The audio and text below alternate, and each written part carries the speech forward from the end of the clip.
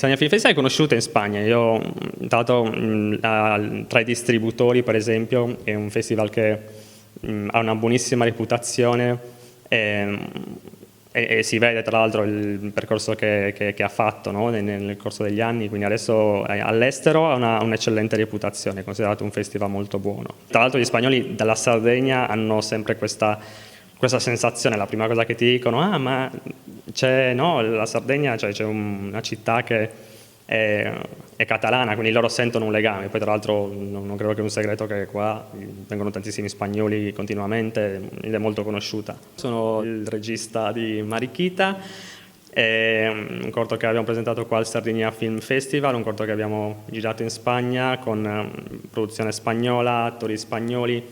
Sono già 6 anni che vivo in Spagna, a Madrid. Prima ho vissuto 10 anni a Dublino, in Irlanda, dove ho iniziato il mio percorso a livello cinematografico. In relazione al cortometraggio, che siamo contenti comunque che sia stato selezionato, perché comunque è una storia di personaggi, no? Quindi è una storia che comunque ha un ritmo, ha una regia abbastanza sobria. A me, per quello che ci fa ancora più piacere poi quando riceviamo delle selezioni, anche se poi Mariquita sta avendo delle selezioni molto buone in tutto il mondo, quindi siamo molto contenti di come sta funzionando.